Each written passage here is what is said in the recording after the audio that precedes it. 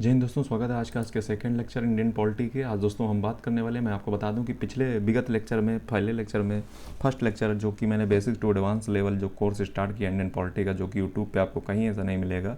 पहले लेक्चर में मैंने 1 घंटे के लेक्चर में मैंने आपको यूके का कॉन्स्टिट्यूशन और इंडिया के कॉन्स्टिट्यूशन से कंपेरिजन करके आपको बता दिया था।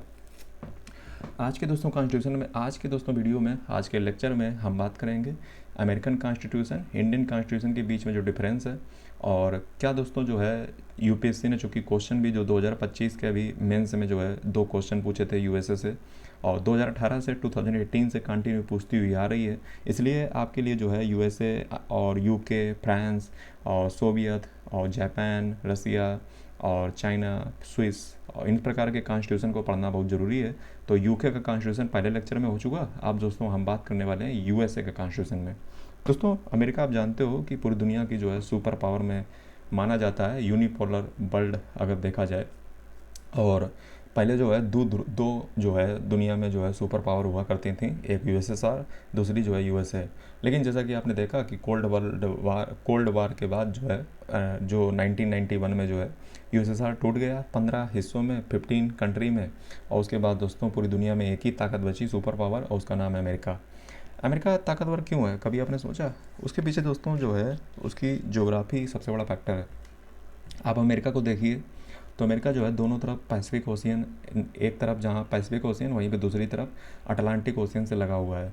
यानी कि दोनों तरफ समुद्र है। अमेरिका की मेन लैंड पे हमला करना, आक्रमण करना लगभग नामुमकिन जैसी चीज़ है, ठीक है। लेकिन एक बार जो है अमेरिका के ऊपर आक्रमण हो चुका है, जब ओसामा बिन लादेन वाला मामला हुआ था और अमेरिका की मेन लैंड पे 9/11 का जो हमला हुआ आतंकवादी का, उसके बाद दोस्तों जो है इसने वार टेररिज्म के खिलाफ जो है डिक्लेयर कर दी अमेरिका ने। और उसके बाद जो है जैसा कि आपने देखा, हालांकि वो तो एक तरीका था अफ़गानिस्तान में घुसने का, लेकिन अमेरिका को ताकतवर और भी कौन बनाता है? अमेरिका को ताकतवर बनाने वाले जो सबसे बड़ी चीज़ है वो दोस्तों उसके ट्रूप्स हैं। पूरी दुनिया में अगर सबसे ज़्यादा ट्रूप्स अगर किसी के रहते हैं, ट्रूप्स का मतलब सेना जो उसकी रहती है पूरी दुनिया में रहती है, और वो कहीं से चाहे, जहाँ से चाहे, इतनी कमांडें हैं उसकी पूरी दुनिया में, कहीं पे भी आक्रमण कर सकता है अमेरिका। साथ ही में अगर बात किया जाए तो अमेरिका जो है उसके पास बहुत सारे नेचुरल रिसोर्स हैं, इसलिए जो है बहुत बड़ी ताकत माना जाता है। और न्यूक्लियर पावर कंट्री है, सिर्फ न्यूक्लियर पावर नहीं बल्कि न्यूक्लियर बम भी उसके पास बहुत ज़्यादा है। हेजमनी जो है पूरी दुनिया पे उसने अपने वर्ल्ड इंस्टीट्यूशन जैसे आईएमएफ, वर्ल्ड बैंक, इनके तरीके से जो है हेजमनी अपनी बना करके रखी है। पूरी दुनिया पे जो है ताकत पे डील करता है, ठीक है। और जो है जैसे जो समझ पाता है वैसे जो है उसको समझा दिया जाता है। ये अमेरिका का जो है परिचय है। तो चलिए आज के लेक्चर को जो है स्टार्ट करते हैं। आपने अमेरिका के बारे में थोड़ा बहुत जान लिया होगा, और साथ ही में दोस्तों मैं आपको बता दूं कि लेक्चर स्टार्ट करूं उससे पहले मैं आपको बता दूं हमारे इस चैनल पे दोस्तों 700 लेक्चर लगभग हैं, होने वाले हैं, ठीक है। और मैं आपको बता दूं इस चैनल पे मैंने world politics, geography, CSAT, Indian thinkers, western political thought, economics, ancient medieval art and culture का पूरा course, Indian polity, essay, personality development, financial education, science, technology, UPSC की गाइडेंस, पाइथन, एचटीएमएल, ब्लॉकचेन, हालांकि ये आता नहीं UPSC में है, लेकिन ये सब मैंने पढ़ा के रखे हैं, इसलिए आप इस चैनल को सब्सक्राइब कर लीजिए। यूपीएससी एस्पिरेंट या पॉलिटिकल साइंस, इंटरनेशनल रिलेशंस के स्टूडेंट हैं। दूसरी जो दोस्तों ये भी बता दूं कि अगर जो है, यदि जो है आप जो है अगर पीडब्ल्यू से जो है अपनी प्रिपरेशन को कंटिन्यू करना चाहते हो, तो आपके सामने दोस्तों ये DPW का डिस्काउंट कूपन कोड जो है आपको दिख रहा होगा। डिस्क्रिप्शन में भी लिंक मिल जाएगा। डिस्क्रिप्शन में आपको इंपॉर्टेंट लिंक मिल जाएंगे, जैसे हमारा व्हाट्सएप ग्रुप को ज्वाइन करना ना भूलिएगा। डिस्क्रिप्शन में लिंक आपको मिल जाएगा व्हाट्सएप ग्रुप को ज्वाइन करने का। तो चलिए दोस्तों आज के लेक्चर को हमेशा की तरह स्टार्ट कर लेते हैं। दोस्तों अमेरिका का कॉन्स्टिट्यूशन मैं आपको बता दूं कि इंडिया के तरीके से ही दोस्तों रिटन है, लिखा गया है। और जब दोस्तों कानून जो है लिखा जाता है तो आपको पता है कि फेडरल स्ट्रक्चर में एक जो सबसे बड़ी विशेषता होती है दोस्तों, पूरी दुनिया में 3 प्रकार के स्ट्रक्चर होते हैं किसी भी जो है देश के। एक होता है फेडरल। फेडरल में क्या होता है कि जो ताकतें होती हैं, यानी कि जो पावर होती है वो स्टेट और सेंटर के बीच में डिवाइड होती है। सेंटर अपना काम करता है, स्टेट अपना काम करता है। ये तो हो गया फेडरल स्ट्रक्चर। दूसरा दोस्तों होता है यूनियन स्ट्रक्चर, जैसे यूनाइटेड किंगडम। पिछले लेक्चर में मैंने आपको पढ़ाया कि यूनाइटेड किंगडम में आपने किस प्रकार से देखा कि सेंटर के पास ताकत का जो है जमावड़ा है, पूरा है। तीसरा दोस्तों होता है कन्फेडरेशन। कन्फेडरेशन में जो है स्टेट जो होते हैं वो कभी भी अलग होने का जो है अलग हो सकते हैं, जैसे यूरोपीय यूनियन, जिसमें से यूनाइटेड किंगडम जो है ब्रेग्जिट के द्वारा अलग हो गया। तो ये 3 स्ट्रक्चर जो है आपको अक्सर पूरी दुनिया में देखने को मिलेंगे, फेडरेशन, कन्फेडरेशन, यूनियन। और तीनों के एग्जाम्पल मैंने आपको विदित रूप से दे दिए। दोस्तों अमेरिका का कॉन्स्टिट्यूशन अगर बात की जाए तो जो है ये अगर बात की जाए तो इसके जो फाउंडिंग फादर थे उन्होंने जो है इसके कॉन्स्टिट्यूशन को बनाया था, ठीक है। वही आप मान सकते हो कॉन्स्टिट्यूशन असेंबली टाइप का, लेकिन कॉन्स्टिट्यूशन असेंबली थी नहीं। दूसरी चीज़ दोस्तों जो है, इसका जो कॉन्स्टिट्यूशन है वो क्रिएट हुआ था 17 सितंबर 1787 को, और इसको जो है प्रेजेंट किया गया था 28 सितंबर 1787 को। रेटिफाइड दोस्तों किया गया था 21 जून 1788 को।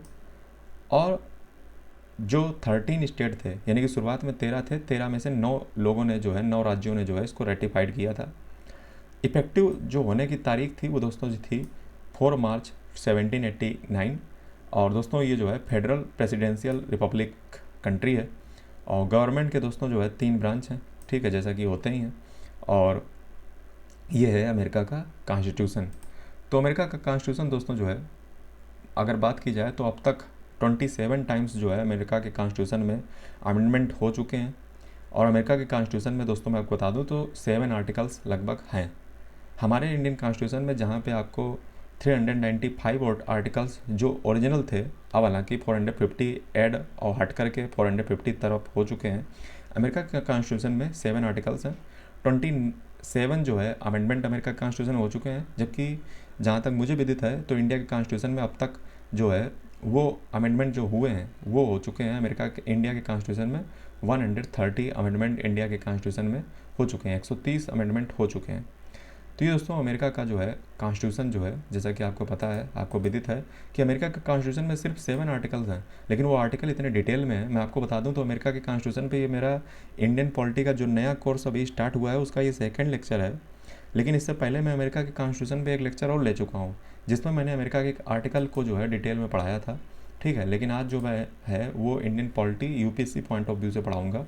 और ये देखिए दोस्तों जो है अमेरिका में जो है शुरुआत में देखिए क्या लिखा है, we the people of United States in order to form a more perfect union establish justice insure domestic tranquillity provide for the common defence.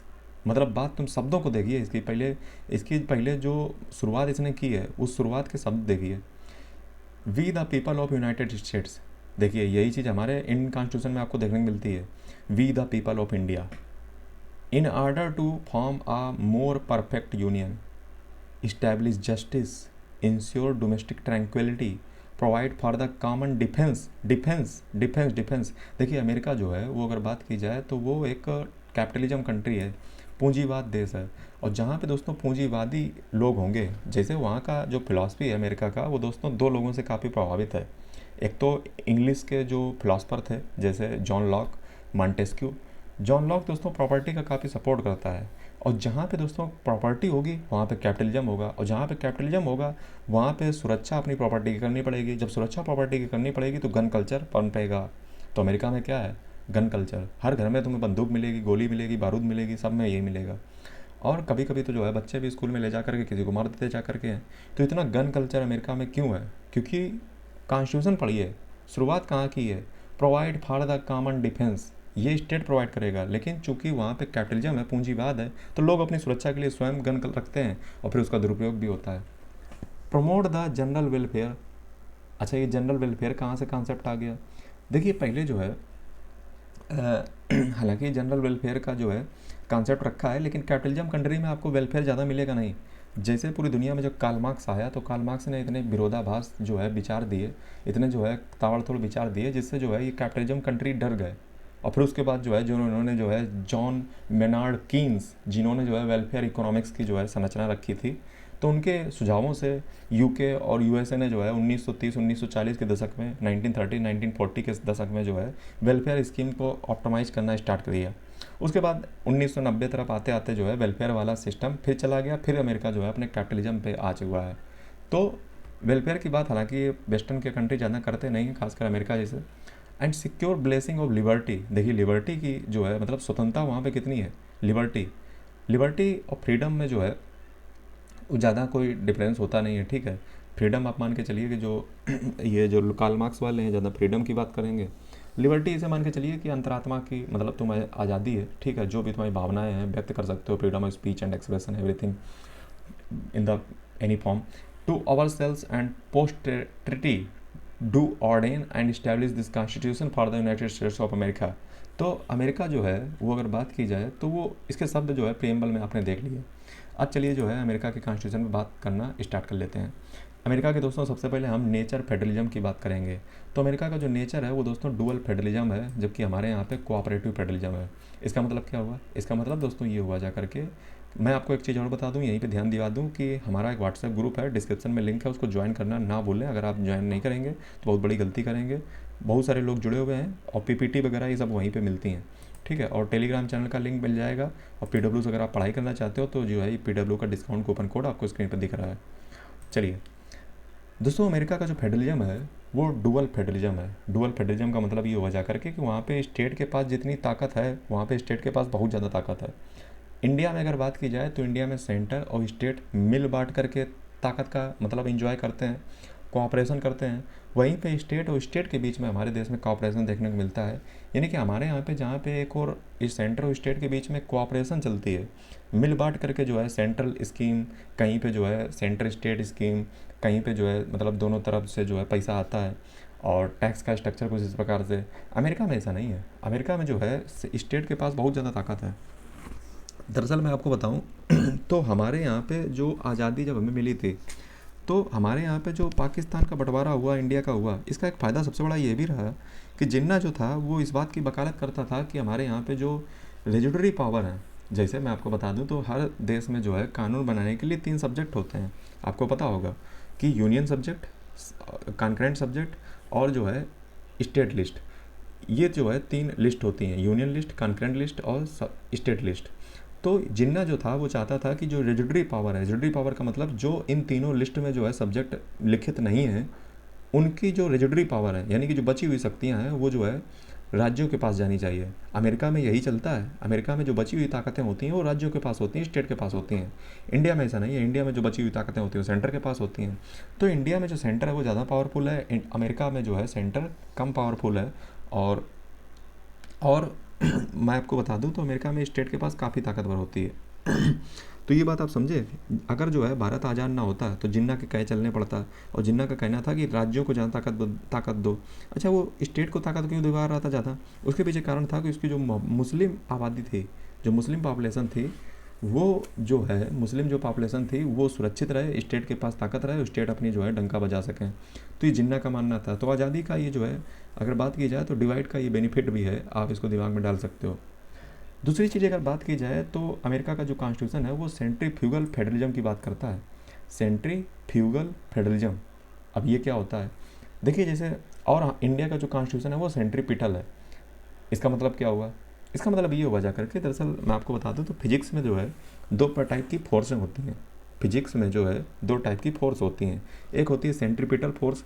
Centripetal force का मतलब होता है कि सूर्य जो है उसके आसपास, सन के आसपास अर्थ जो है चक्कर लगाती है, अर्थ परिक्रमा करती है। इसलिए सन जो है वो जब अर्थ जो है सन के आसपास घूमती है तो ये सेंट्रीपिटल फोर्स का एग्जाम्पल है। सेंट्रीफ्यूगल फोर्स क्या होती है? सेंट्रीफ्यूगल फोर्स जो है वो अर्थ को सन के पास नहीं बल्कि सन से दूर ले जाने वाली जो फोर्स होती है, यानी कि सेंट्रीपिटल फोर्स की जस्ट उल्टी, इसको हम कहते हैं सेंट्रीफ्यूगल फोर्स। अब इंडिया और अमेरिका के जो है उसमें जो है आप समझिए, इंडिया में क्या होता है कि जो सेंटर होता है उसके आसपास स्टेट घूमते रहते हैं, यानी कि सेंटर सन, सूरज, और स्टेट पृथ्वी या अर्थ, यानी कि सेंटर के आसपास हमारे स्टेट घूमते रहते हैं क्योंकि सेंटर के पास ज़्यादा ताकत है। तो हमारे यहाँ पे है सेंट्रीपिटल फेडरलिज्म। अमेरिका में रेजुडरी पावर स्टेट के पास ज़्यादा है, इसलिए अमेरिका में जो सेंटर है वो स्टेट के अराउंड घूमता रहता है, इसलिए वहाँ पे क्या है? Centrifugal federalism. बात समझ गए? तीसरी चीज़ दोस्तों, अमेरिका का जो फेडरलिज्म है वो सिमेट्रिकल फेडरलिज्म है, हमारे यहाँ पे असिमेट्रिकल फेडरलिज्म है। इसका मतलब क्या हुआ? इसका मतलब ये हो जा करके कि अमेरिका में जो स्टेट होते हैं वो सब जो है आपस में समान है। 50 स्टेट हैं, 50 स्टेट सब आपस में समान है, कोई को स्पेशल पावर नहीं है। हमारे यहाँ पे ऐसा नहीं है। हमारे यहाँ पे अगर जो है आप आर्टिकल 370 देखोगे, जो कि अब तो हट चुका है कश्मीर के लिए, ठीक है, लेकिन आर्टिकल 371 का भी आप पढ़िए तो वहाँ पे आप देखोगे कि जो जैसे महाराष्ट्र हो गया, गुजरात हो गया, और भी जो कहीं जैसे लद्दाख मान लो, मिजोरम मान लो, त्रिपुरा मान लो, मणिपुर मान लो, अरुणाचल प्रदेश मान लो, तो इनके सबको, और ट्राइबल वाले जो इलाके होते हैं या इनर परमिट लाइन वाले जो स्टेट्स हैं, उनको अलग से जो है स्पेशल पावर मिली हुई हैं, जबकि अपने जो उत्तर प्रदेश, बिहार, झारखंड, इनको जो है मतलब जो इधर वाले स्टेट हैं नॉर्थन वाले, ज़्यादा जो है मतलब उनको ताकत नहीं मिली हुई है। यानी कि हमारे यहाँ पे स्टेट के बीच में भी जो है अगर बात की जाए तो बराबरी नहीं है। इसलिए हम कैसे हैं, असिमेट्रिकल फेडरलिज्म, यानी कि असममित संघवाद, ठीक है। चौथी चीज़ अगर बात की जाए दोस्तों, अमेरिका और इंडिया के फेडरलिज्म में बात की जाए, तो अमेरिका में लेजिस्लेटिव फेडरेशन है और हमारे यहाँ पे एग्जीक्यूटिव फेडरेशन है। इसका मतलब क्या हुआ? इसका मतलब ये हुआ कि अमेरिका में कोई भी ट्रीटी, अगर आप इंटरनेशनल ट्रीटी अमेरिका के प्रेसिडेंट करके आते हैं तो उसको लेजिस्लेशन से पास कराना पड़ता है, जबकि हमारे इंडिया में जो एग्जीक्यूटिव होती है कैबिनेट मिनिस्टर की या अधिकारियों की, वो अपने स्वयं से डिसीजन ले लेती है। कोई भी इंटरनेशनल ट्रीटी हुई तो उसको पार्लियामेंट में पास कराना ज़रूरी नहीं है। जैसे अमेरिका ने जब लीग ऑफ नेशंस जो है 1920 में जब बनाया था सेकेंड वर्ल्ड वार के बाद, तो वो कभी भी जो है पार्लियामेंट में, वो जो वहाँ की कांग्रेस है वहाँ पे रेटिफाइड हो ही नहीं पाया था। ये बात आपको पता होनी चाहिए। तो अमेरिका में हर चीज़ को पास कराना पड़ता है लेजिस्लेशन से, इसलिए वहाँ पे लेजिस्लेटिव फेडरेशन है। हमारे यहाँ पे एग्जीक्यूटिव सारे काम देख लेती है, इसलिए यहाँ पे एग्जीक्यूटिव फेडरेशन है। चौथी चीज़ की अगर बात की जाए तो दोस्तों अमेरिका में जो है इनडिस्ट्रक्टिबल यूनियन है, इनडिस्ट्रक्टिबल स्टेट की। इसका मतलब ये है कि वहाँ पे यूनियन को जो है डिस्ट्रॉय नहीं कर सकते हो, डिस्ट्रक्ट नहीं कर सकते हो, और ना ही स्टेट को जो है डिस्ट्रक्ट कर सकते हो, क्योंकि स्टेट के पास वहाँ पे ज़्यादा ताकतवर है। इंडिया में ऐसा नहीं है। इंडिया में यूनियन को तो आप नहीं तोड़ सकते हो, क्योंकि आर्टिकल नंबर 1 अगर आप पढ़ोगे तो उसमें लिखा है कि India that is Bharat shall be a union of state, no one has the right to secede from the federation and federation is not the result of an agreement between the states. यानी कि ये बात जो है हमारे Indian constitution में लिखी हुई है। और आर्टिकल 2 और आर्टिकल 3 अगर आप पढ़ोगे तो आपको पता चलेगा कि हमारे देश में जो स्टेट है उनको तोड़ा मरोड़ा नाम बदला जा सकता है, टेरिटरी बदली जा सकती है। यानी कि हमारे यहाँ पे यूनियन में तो छेड़छाड़ नहीं हो सकती है, लेकिन हमारे यहाँ पे स्टेट को छेड़छाड़ हो सकती है, यानी कि हम डिस्ट्रक्टिबल स्टेट हैं। बात समझ गए? इनडिस्ट्रक्टिबल यूनियन के हम डिस्ट्रक्टिबल स्टेट हैं। चौथी चीज़ की अगर, लास्ट चीज़ की अगर बात की जाए तो हमारे अमेरिका में क्या होता है, इंटरनेशनल ट्रीटी को रेटिफाइड जो है अमेरिका की जो कांग्रेस है, जो वहाँ की पार्लियामेंट है, वहाँ से कराना पड़ता है। इंडिया में ऐसा कोई प्रोविज़न नहीं है। इंडिया में एग्जीक्यूटिव जो है उस मामले को देख लेती है अपने अनुसार। अब दोस्तों फॉर्म ऑफ गवर्नमेंट पे आ जाते हैं। अमेरिका का दोस्तों प्रेसिडेंट जो होता है वो डायरेक्टली इलेक्ट किया जाता है जनता के द्वारा, जो है। और अमेरिका में प्रेसिडेंशियल फॉर्म चलती है, प्रेसिडेंट ताकतवर है। हमारे यहाँ पे पार्लियामेंट्री फॉर्म ऑफ गवर्नमेंट है। अमेरिका में दोस्तों बात की जाए तो प्रेसिडेंशियल फॉर्म है, और वहाँ पे जो प्रेसिडेंट होता है वो दोस्तों कांग्रेस के प्रति अकाउंटेबल नहीं होता है। हमारे यहाँ पे प्राइम मिनिस्टर जो होते हैं वो जो है लोकसभा के प्रति जो है उत्तरदायी होते हैं। और हमारे यहाँ पे जो प्रेसिडेंट होता है वो जो है उत्तरदायी नहीं होता है। अगर हमारे यहाँ पे बात की जाए तो हमारे यहाँ पे भी कहाँ अकाउंटेबल होता है, कहीं वो अकाउंटेबल होता है पार्लियामेंट में? नहीं अकाउंटेबल होता है, क्योंकि प्राइम मिनिस्टर चला रहा है। Real head of the government हमारे यहाँ पे तो प्राइम मिनिस्टर है, जबकि नॉमिनल हेड ऑफ गवर्नमेंट जो है वो प्रेसिडेंट है। तो प्रेसिडेंट ना ही जो है अमेरिका में अकाउंटेबल होता है कांग्रेस के प्रति, ना ही इंडिया में जो है प्रेसिडेंट अकाउंटेबल होता है, क्योंकि प्रधानमंत्री चलाते हैं मामला, सबको पता है। अमेरिका में दोस्तों जो प्रेसिडेंट होता है उसका जो कार्यकाल होता है वो 4 साल फिक्स होता है, और ये मैक्सिमम 2 बार ही बन सकते हैं। दरअसल ये प्रथा बहुत पुरानी नहीं थी। ये प्रथा तब शुरू हुई जब John Truman second world war के दौरान जो है तीसरी बार बन चुके थे। तो इसलिए जो है अब 2 बार जो है फिक्स कर दिया गया है, 2 बार जो है मान लिया गया है कि सब लोग जो है 2 बार ही बनोगे और सबको मौका दो। हालांकि अमेरिका के प्रेसिडेंट जो है जब से गोली खा कर के आए हुए हैं तब से उन्हें लगता है कि दुनिया में जो है भगवान ने उन्हें ज़िंदा इसीलिए छोड़ा हुआ है ताकि दूसरों को मार सकें। तो अमेरिका के प्रेसिडेंट जो है टैरिफ का खेल खेल रहे हैं, ठीक है। और ये जो है अगली बात अगर की जाए तो अमेरिका के प्रेसिडेंट जो है अपना स्टाफ स्वयं का अपॉइंट कर सकता है। ये जो है अमेरिका के प्रेसिडेंट की एक अलग से ताकत है, वो अपना स्टाफ स्वयं से बना सकता है, और इसके लिए वो किसी प्रकार से अकाउंटेबल नहीं होगा, ना ही सीनेट के प्रति। सीनेट क्या उन खेत की मूली है। तो दोस्तों मैं आपको बेसिक जानकारी दे दूँ कि जैसे हमारे यहाँ पे पार्लियामेंट होती है वैसे अमेरिका में कांग्रेस होती है। हमारे यहाँ पे जैसे लोकसभा होती है वैसे वहाँ पे हाउस ऑफ रिप्रेजेंटेटिव होता है। हमारे यहाँ पे जैसे राज्यसभा होती है वैसे वहाँ पे सीनेट होता है। This is very clear point you have to keep in your mind. तो अमेरिका का प्रेसिडेंट जो है अपना स्टाफ जो है स्वयं से बना सकता है। अमेरिका का प्रेसिडेंट डायरेक्टली पीपल के द्वारा इलेक्ट होता है, जबकि हमारे यहाँ का प्रेसिडेंट जो है वो डायरेक्टली पीपल के द्वारा नहीं बल्कि इलेक्टोरल कॉलेज जो है बनाया जाता है, जिसमें जिसमें विधानसभा और लोकसभा नहीं, जिसमें जो है लोकसभा और राज्यसभा के लोग पार्टिसिपेट करते हैं इलेक्टेड, और जो है और जो है मैं आपको बता दूं तो और जो विधानसभाओं के जो लोग होते हैं वो जो है उसमें पार्टिसिपेट करते हैं, और खासकर जो है दिल्ली और पौंडुचेरी के जो यूटी हैं इनके भी लोग मतलब इलेक्टेड लोग होने चाहिए, ये सब जो है हमारे यहाँ पे इलेक्टोरल कॉलेज बनाते हैं। जबकि अमेरिका में अगर बात की जाए तो अमेरिका में जो है वो डायरेक्टली पीपल के द्वारा इलेक्शन होता है, हमारे यहाँ पे इनडायरेक्ट इलेक्शन होता है प्रेसिडेंट का। और वो लोकसभा के मैंने आपको बताया, राज्यसभा के बताया इलेक्टेड मेंबर, और जो स्टेट लेजिस्लेटिव असेंबली के जो है इलेक्टेड मेंबर जो है, और ख़ासकर जो यूटी हैं, दो यूटी जैसे पुडुचेरी, दिल्ली, इनके जो है न्यू दिल्ली के जो इलेक्टेड मेंबर हैं वो जो है पार्टिसिपेट करते हैं। इलेक्टोरल कॉलेज बनता है और उससे जो है प्रेसिडेंट का चुनाव किया जाता है। अमेरिका में जो असल मैं आपको बता दूं तो लोग जो है डायरेक्टली अपने प्रेसिडेंट को जो है चुनते हैं, और इसके लिए जो है एक स्पेशल दिन बनाया जाता है जिसको इलेक्शन डे कहते हैं, वो नवंबर में जो है पड़ता है मंडे के दिन। और अच्छा, अमेरिका का प्रेसिडेंट अगर कोई बनना चाहे तो जो है उसके लिए क्या नियम और शर्तें हैं, तो पहली बात तो ये है जैसे एलन मस्क ने अभी हाल ही में जो है पार्टी एक क्रिएट की, वो कह रहे हैं कि हम प्रेसिडेंट बनेंगे। तो एलन मस्क अफ्रीका से आते हैं, ठीक है, और वो वहाँ के सिटीजन नहीं बन सकते हैं, नहीं वहाँ के प्रेसिडेंट नहीं बन सकते हैं, क्योंकि अमेरिका का प्रेसिडेंट बनने के लिए आपको उसी धरती पे जन्म लेना पड़ेगा, ठीक है, नेचुरल बॉर्न सिटीजन होना चाहिए। अब आप कहोगे सर नेचुरल बॉर्न सिटीजन होना चाहिए तो इंडिया में मतलब इंडिया में क्या संभावना है? इंडिया में नेचुरल बॉर्न सिटीजन भी हो सकता है और नेचुरलाइज्ड सिटीजन भी हो सकता है, ये दोनों प्रावधान इंडिया में है। मतलब वो नेचुरलाइज जो है इंडिया में हुआ है, ठीक है, लेकिन था कहीं और का, तो वो भी जो है हमारे यहाँ पे स्वीकार्य है। लेकिन अमेरिका में जो है ऐसा नहीं है, अमेरिका में नेचुरल बॉर्न नहीं होना चाहिए। 35 ईयर की जो है एज कंप्लीट हो चुका होना चाहिए, ये नहीं कि जो है कोई भी नया लड़का बन गया जा करके, ठीक है, एक बूढ़ा मतलब टाइप का जो है व्यक्ति होना चाहिए, मतलब उम्र दराज व्यक्ति अनुभव के साथ। 14 साल का जो है ये भी शर्त है कि 14 ईयर कम से कम अमेरिका में रहा हो। ऐसा भी नहीं है कि जो है मतलब कल पैदा हुए और आज जो है खड़े हो गए, ऐसा भी नहीं है, ठीक है। यही सेम कंडीशन जो है वाइस प्रेसिडेंट, जैसे यहाँ पे अभी जेडी वेंस हैं तो उनके लिए भी जो है सेम कंडीशन है। और अमेरिका का प्रेसिडेंट अगर मान लो खुदा न खास्ता मर जाता है तो वो उसके जगह पे जो है वाइस प्रेसिडेंट जो है जगह लेते हैं, ठीक है, वो जो है उस पद पे जो है जाते हैं। ये जो है वहाँ का कन्वेंसन है। और जैसे हमारे यहाँ पे भी ऐसे कोई कन्वेंसन है कि जो है अगर प्रेसिडेंट नहीं तो जो है वाइस प्रेसिडेंट, वाइस प्रेसिडेंट नहीं तो हमारे यहाँ पे सीजीआई जो है बनता है। जैसे जैसे जैसे जैसे एक बार सिर्फ हमारे देश के इतिहास में ऐसा हुआ है कि जब जो है प्रेसिडेंट थे, शायद मैं रिकॉल नहीं कर पा रहा हूँ, प्रेसिडेंट के पास वाइस प्रेसिडेंट थे, वो प्रेसिडेंट के पद पे चले गए थे, और जो है और मतलब दोनों पद खाली हो गए थे प्रेसिडेंट और वाइस प्रेसिडेंट के हमारे यहाँ पे, ठीक है। तो उस समय जो है सीजीआई जो है हमारे देश के पहले मुस्लिम सीजीआई एम हिदायतुल्लाह, ये जो है हमारे देश के जो है मैं आपको बता दूं तो पहले जो है सीजीआई जो है प्रेसिडेंट बने थे, ठीक है।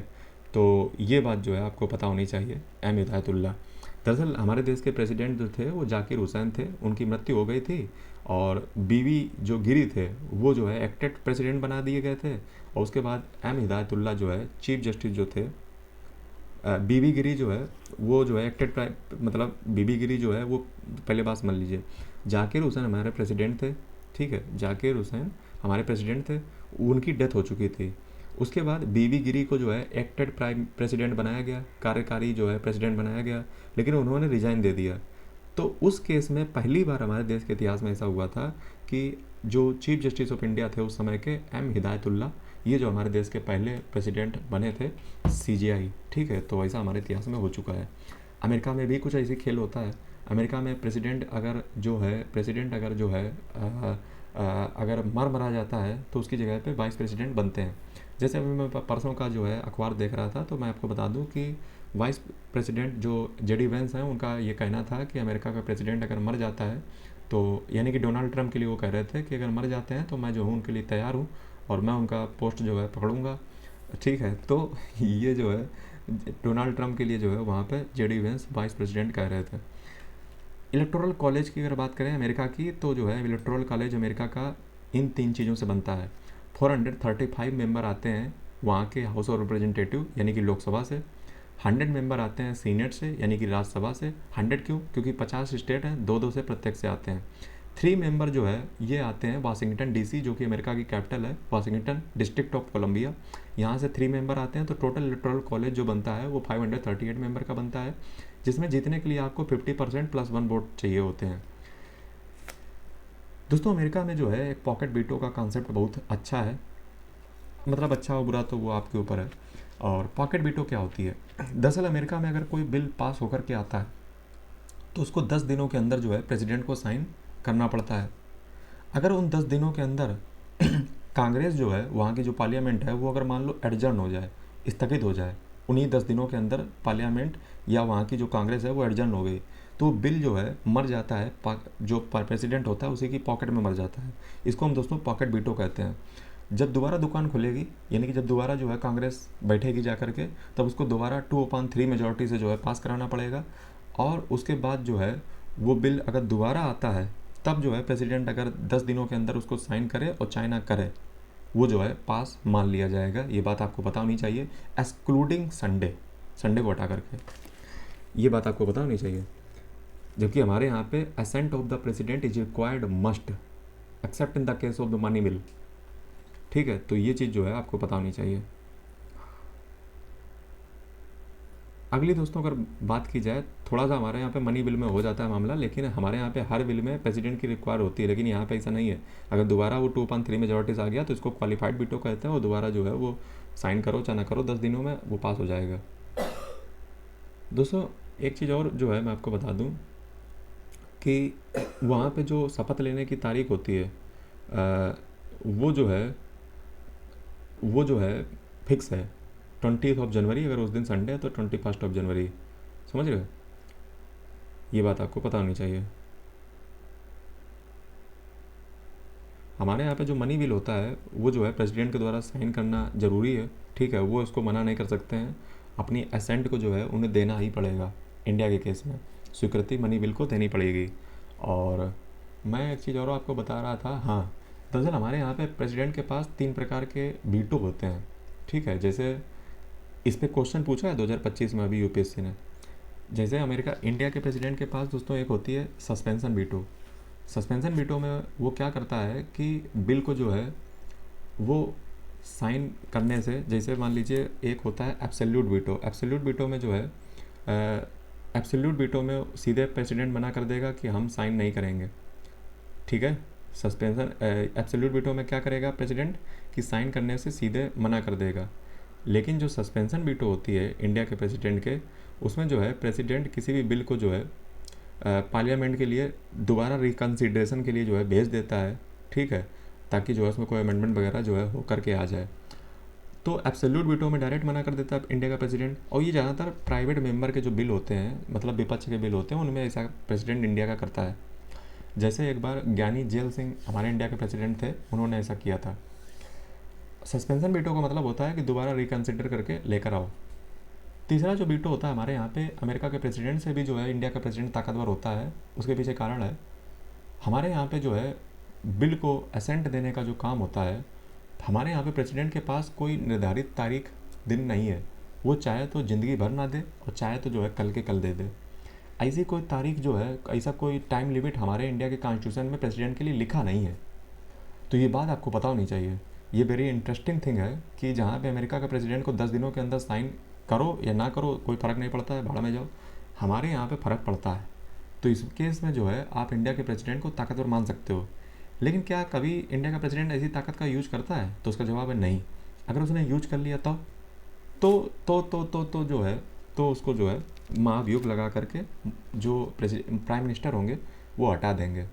क्योंकि प्रेसिडेंट ऐसा एक पुतला बैठा ले जाता है कि बस जब वो बनता है बस तभी पता चलता है कि हाँ ये तो बड़ा महान आदमी बैठ गया आकर के।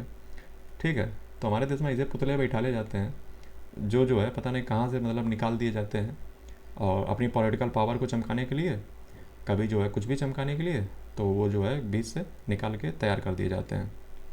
चलिए ज़्यादा जो है आगे बढ़ते हैं। हाँ, कहाँ पे पहुँचे?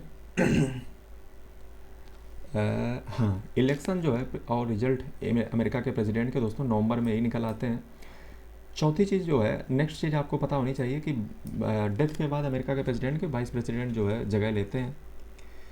अब थोड़ा सा इम्पीचमेंट का ग्राउंड देख लीजिए, अमेरिका के प्रेसिडेंट का और हमारे देख लीजिए, क्योंकि मुझे ऐसा लगता है कि यूपीएससी इस पर क्वेश्चन पूछेगा ज़रूर, क्योंकि इसमें थोड़ा सा पेच है ना, इसीलिए। तो इम्पीचमेंट के ग्राउंड ज़रा देखिए अमेरिका के प्रेसिडेंट के क्या हैं। ट्रेजन, हाई क्राइम्स, मिसडेमेनर्स, ये जो है अमेरिका के प्रेसिडेंट को इम्पीचमेंट के ग्राउंड है। समझ रहे हो बात को, समझ रहे हो कि नहीं, कि अमेरिका के प्रेसिडेंट को हटाने के तरीके क्या हैं, इम्पीचमेंट तरीका है। और इम्पीचमेंट में शामिल क्या होता है, ट्रेजन, ब्राइबरी, हाई क्राइम्स, मिसडेमेनर्स, ये उसके ग्राउंड है इम्पीचमेंट के। अमेरिका में देखो रिश्वतखोरी को धड़ल्ले चलती है, बाकी वो सब कहने की बातें हैं। लेकिन एक चीज़ आपने देखी कि इम्पीचमेंट का ग्राउंड कॉन्स्टिट्यूशनल वायलेशन है ही नहीं।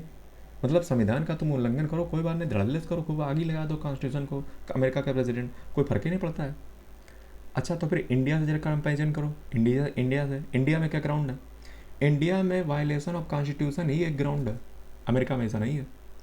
और वायलेशन ऑफ कॉन्स्टिट्यूशन में इंडिया के प्रेसिडेंट को जो है इतने मुद्दे हैं, treason, bribery, corruption, abuse of power, gross misconduct, failing to uphold the president's constitutional duties, इतने सारे ग्राउंड के ऊपर जो है अमेरिका इंडिया का प्रेसिडेंट जो है लपेटा जा सकता है, क्योंकि वो पुतला ही है ही, हम तो कह ही रहे हैं 10-20 सालों से। तो ये चीज़ है कि अमेरिका का प्रेसिडेंट के जो है उसके ग्राउंड अलग है, हमारे ग्राउंड अलग है। और हमारे को हटाना बहुत आसान है, वहाँ के हटाना थोड़ा सा मुश्किल है। अब मुश्किल अमेरिका के प्रेसिडेंट को हटाना क्यों है, कारण समझो। क्योंकि वहाँ पे अगर सबसे पहले चार्ज जो है वो हाउस ऑफ रिप्रेजेंटेटिव के द्वारा लगाए जाते हैं। हाउस ऑफ रिप्रेजेंटेटिव चार्ज लगाएगा, 2/3 मेजॉरिटी से जो है हाउस ऑफ रिप्रेजेंटेटिव उसको पास करेगा। उसके बाद वहाँ की जो सीनेट है यानी कि जो राज्यसभा है उसमें जाएगा, ट्रायल चलेगा, और ट्रायल की जो प्रिसाइडिंग है वो वहाँ के जो चीफ जस्टिस होते हैं वो करेंगे। उसके बाद 2/3 से सीनेट उसको पास करेगा, उसके बाद अमेरिका का प्रेसिडेंट हट जाएगा। ऐसा हालांकि लोग कहते हैं, लेकिन आज तक हिम्मत तो हुई नहीं है, ठीक है। और कोई हट नहीं पाता है क्योंकि इतना कठिन प्रोसेस है तुम रखे हो। एक चीज़ और समझ लीजिए कि अमेरिका के प्रेसिडेंट को जो है वो लॉ मेकिंग में कोई प्रिविलेज नहीं है। जैसे मैंने अभी को बताया नहीं कि कोई बिल आया, स्वीकृति दो चाहे दो, 10 दिन के बाद ऑटोमेटिक बन जाएगा। तो लॉ मेकिंग में कोई प्रिविलेज नहीं है। अब प्रिविलेज का मतलब क्या होता है, प्रिविलेज का मतलब होता है एक्सेप्शनल यानी कि अपवाद, और या स्पेशल राइट्स यानी कि विशेषाधिकार, ठीक है। और देखिए लॉ मेकिंग का जो है उसका कोई प्रिविलेज नहीं है, ना हाउस ऑफ रिप्रेजेंटेटिव ना स्टेट सीनेट में। अच्छा अमेरिका में इंडिया में अब थोड़ी सी बात कर लेते हैं। इंडिया में दोस्तों पार्लियामेंट्री फॉर्म ऑफ गवर्नमेंट चलती है, और यहाँ पे इलेक्शन जो है वो इनडायरेक्टली इलेक्ट होता है प्रेसिडेंट, ठीक है। और यहाँ पे जो एग्जीक्यूटिव होती है मोस्टली डिसीजन वही लेती है, और एग्जीक्यूटिव जो है वो एड एंड एडवाइस से काम करती है, किसकी, प्राइम मिनिस्टर और काउंसिल ऑफ मिनिस्टर की। अच्छा 5 साल हमारे यहाँ पे सरकार चलती है, और सरकार कितनी बार भी जो है सत्ता में आ सकती है, जैसे मोदी जी तीसरी बार आए हैं, और प्रेसिडेंट नहीं, और प्राइम मिनिस्टर नेहरू का रिकॉर्ड टूट चुका है। अगली बात अगर की जाए तो यहाँ पे प्रेसिडेंट जो इंडिया का प्रेसिडेंट होता है वो नेचुरलाइजेशन के जरिए या बर्थ के जरिए दोनों तरीके से बन सकता है। अमेरिका में सिर्फ बर्थ था, यहाँ पे नेचुरलाइजेशन के जरिए भी जो है प्रेसिडेंट बनने का हकदार हो। अच्छा हमारे यहाँ पे जो है अमेरिका की तरीके से जो पॉकेट वीटो है उसमें थोड़ा सा डिफरेंस है। मैंने आपको बताया अमेरिका में पॉकेट वीटो जो है प्रेसिडेंट, अगर बात की जाए, अगर दोबारा जो है पहली बार उसने पॉकेट वीटो का उपयोग किया, साइन नहीं किया, तो दोबारा अगर जो है वो 2/3 से पास होकर के अगर आता है जो कि क्वालिफाइड वीटो है, तो अमेरिका में जो है वो पास मान लिया जाएगा, विद इन 10 डेज साइन करो भाड़ में जाओ। इंडिया में जो है पॉकेट वीटो अलग टाइप का है, यहाँ पे प्रेसिडेंट जो है ज़िंदगी भर डाले रहे अपने जेब में, कभी साइन ना करे, ऐसा कोई टाइम निर्धारित नहीं है। और हमारे यहाँ पे क्या होता है कि प्रेसिडेंट के जाने के बाद जब फ्रेश इलेक्शन होते हैं तो जो वाइस प्रेसिडेंट जो है, मतलब जो वाइस प्रेसिडेंट है वो फुल टर्म इंजॉय करता है। यानी कि जैसे मान लीजिए प्रेसिडेंट मान लो मर गया इंडिया का, ठीक है, और उसकी जगह पे मान लो वाइस प्रेसिडेंट आया, तो वो फुल टर्म इंजॉय करेगा, समझ रहे हो। जबकि अमेरिका में क्या होता है, अमेरिका में बचा खुचा जो टर्म होता है उसी को इंजॉय कर सकता है। हमारे यहाँ पे फ्रेश मिलता है पूरा इलेक्शन के बाद। अच्छा अब ज़रा पावर और फंक्शन पे आ जाओ अमेरिका के प्रेसिडेंट के। तो अमेरिका का प्रेसिडेंट दोस्तों जो है अगर बात की जाए तो लॉर्ड ब्राइस कहते हैं the greatest office in the world, यानी कि पूरी दुनिया में अगर सबसे ग्रेटेस्ट ऑफिस है तो अमेरिका के प्रेसिडेंट की है। मुनरो कहते हैं कि American president exercise the largest authority in a democracy, यानी कि अमेरिका के प्रेसिडेंट जो है उसके पास मतलब लार्जेस्ट अथॉरिटी है एक डेमोक्रेसी में। अमेरिका चूँकि एक डेमोक्रेसी है और उसमें जो है लार्जेस्ट अथॉरिटी जो है अमेरिका के प्रेसिडेंट के पास है। ओग कहते हैं, ओग, ओग का कहना है कि greatest ruler of the world, America का प्रेसिडेंट ग्रेटेस्ट रूलर होता है पूरी दुनिया का, ये ओग कहते हैं। हैरोल्ड लास्की कहते हैं, दरअसल लास्की वही लास्की हैं जो ये कहते हैं कि every thinker is a child of his times, यानी कि कोई भी विचारक होता है वो अपने समय का ही बच्चा होता है। बच्चा का मतलब जैसे मान लो कोई भी व्यक्ति है वो उतना ही सोच पाता है जितना उसमें पढ़ा लिखा होता है, समझ रहे हो। यानी कि जिस समय, जिस अनुरूप, जिस जगह पे आप रहते हो, वही सोच आपकी, वही मेंटालिटी आपकी, वही मनगढ़ंत कहानियाँ बन जाती हैं, आप उससे आगे कभी सोच ही नहीं पाते हो। तो ये वही लास्की की मैं बात कर रहा हूँ। तो लास्की कहते हैं more and less than a king, यानी कि वो कम या ज़्यादा एक किंग से, मतलब किंग के बराबर है। And more and less than a PM, ठीक है। तो इन्होंने जो है किंग और पीएम के बीच में जो है तुलना की है हैरोल्ड लास्की ने। अब थोड़ी सी पावर की बात कर लेते हैं अमेरिका के प्रेसिडेंट की। तो उसके पास दोस्तों पावर होती है कॉन्स्टिट्यूशन को इन्फोर्स करने की, फेडरल लॉ को इन्फोर्स करने की, ट्रीटी जो इंटरनेशनल होती हैं, और जुडिशियल जो डिसीजन होते हैं उसमें प्रेसिडेंट का काफ़ी रोल रहता है। इस पर यूपीएससी ने क्वेश्चन पूछा हुआ है, कोलेजियम सिस्टम इंडिया का मिला करके, जुडिशियल जो है अमेरिका को मिला करके, इसी साल 2025 में 2 क्वेश्चन पूछे थे ना। सुप्रीम कमांडर होता है आर्म्ड फोर्सेस का, जो कि हर देश में लगभग वही परंपरा है। अमेरिका का प्रेसिडेंट दोस्तों फॉरेन पॉलिसी बनाता है, ठीक है। और फॉरेन पॉलिसी ऐसी डेंजर बनाता है कि जो है टैरिफ ही टैरिफ, दिन भर हर बात में, मतलब अगर जो है ज़रा सा भी तुमने कुछ किया तो टैरिफ लगा देंगे, टैरिफ लगा देंगे। तो 24 घंटे उसका टैरिफ ही चलता रहता है ट्रंप जैसे आदमी के पास। इंटरनेशनल रिलेशन को जो है इस्टेब्लिश करता है अमेरिका का प्रेसिडेंट। अपॉइंटमेंट जो सुप्रीम कोर्ट के जजेस का होता है वो अमेरिका के प्रेसिडेंट के द्वारा किया जाता है। एम्बेसडर उनका भी जो है राजदूत नियुक्त किए जाते हैं दूसरे देश में, वो भी वही करता है। हेड होता है एग्जीक्यूटिव का, अमेरिका का प्रेसिडेंट एग्जीक्यूटिव का हेड होता है। डिपार्टमेंट का हेड होता है, डिप्लोमेट्स का हेड होता है। अमेरिका का प्रेसिडेंट दोस्तों जो है इंडिया के प्रेसिडेंट की समय तरीके से ही जो है मैं आपको बताऊं तो जो है क्षमा कर सकता है। अब ये क्वेश्चन यूपीएससी ने पूछा है दोस्तों 2025 में, क्योंकि पूछने का कारण क्या था 2025 में, उसके पीछे कारण ये था कि जो जॉय बाइडेन थे, जो ट्रम्प से पहले के थे, उन्होंने अपने बेटे को ही जो है क्षमादान किया था, माफ़ी दी थी। तो ये तो बड़ा गलत हो गया, मतलब अपने बेटे को जो है इतने सारी माफ़ी दे करके चले गए। इसीलिए यूपीएससी ने 2025 में जो है ये पार्डन पावर पे जो है क्वेश्चन पूछा था, समझ रहे। तो क्षमादान की जो शक्ति है वो अगर बात की जाए तो इंडिया के प्रेसिडेंट को भी है, ये बात आपको पता होनी चाहिए। इंडिया के प्रेसिडेंट भी जो है आर्टिकल 72 के अनुसार जो है वो जो है किसी भी व्यक्ति को क्षमादान कर सकता है, ठीक है। वो पार्डन कर सकता है, रिप्रीव कर सकता है, रिस्पाइट कर सकता है, रेमिशन कर सकता है पनिशमेंट का, या सस्पेंड भी कर सकता है, ठीक है, रेमिट कर सकता है, और कम्यूट कर सकता है सेंटेंस को, ठीक है। और हमारे अमेरिका का जो, इंडिया का जो प्रेसिडेंट होता है वो मिलिट्री लॉ वगैरह उन सबको जो है बाईपास करके सब कुछ कर सकता है, डेथ पेनल्टी वगैरह। लेकिन ये याद रखना कि ऐसा नहीं है कि अमेरिका, इंडिया का प्रेसिडेंट मतलब कुछ भी ऐसे उठा करके मुँह पटक के जो है कुछ भी कर देगा। इंडिया का जो सुप्रीम कोर्ट है उसने कहना है कि हम इस पर भी जुडिशियल रिव्यू कर सकते हैं, किस ग्राउंड पे आपने किया। और जो हमारे यहाँ पे क्षमादान वगैरह जो भी होगा उसमें जो है मैं आपको बता दूं तो काउंसिल ऑफ जो मिनिस्टर एड एडवाइस से जो है प्रेसिडेंट काम करेगा, ऐसा नहीं कि जो कुछ भी उठा करके कर दिया जा करके। हालांकि इसमें जो है सबसे ज़्यादा जो बदनाम जो है प्रेसिडेंट रहे वो डॉक्टर कलाम रहे थे, उन्होंने जो है अक्सर कई लोगों को जो है क्षमादान कर दिया, ठीक है। तो ये चीज़ आपको पता होनी चाहिए।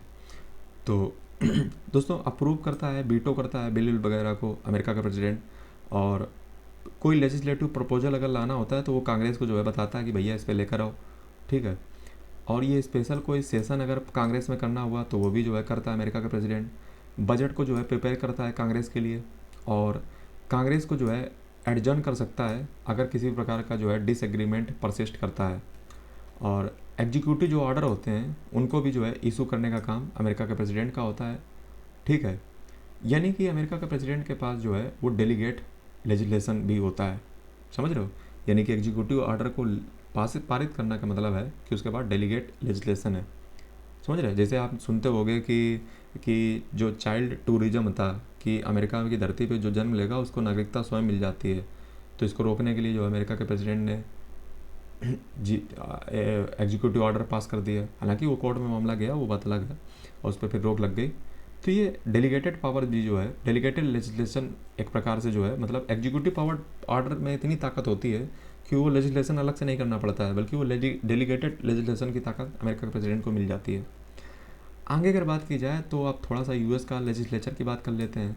तो हाउस ऑफ रिप्रेजेंटेटिव यानी कि लोकसभा 435 मेंबर होते हैं, डायरेक्ट इलेक्शन होता है, और ये सबसे दुनिया में जो है वीकेस्ट लोअर हाउस है पूरी दुनिया में। अब वीकेस्ट क्यों है? तो वीकेस्ट के दोस्तों कई सारे जो है आप रीजन मान सकते हो, जैसा कि मैंने आपको ऊपर बताया, ठीक है। अगली अगर बात की जाए तो जो है सीनेट होता है, जो हमारे यहाँ पे जो सीनेट होता है, जिसे हमारे यहाँ पे राज्यसभा होती है, वैसे जो है वहाँ पे सीनेट होता है, समझ रहे हो।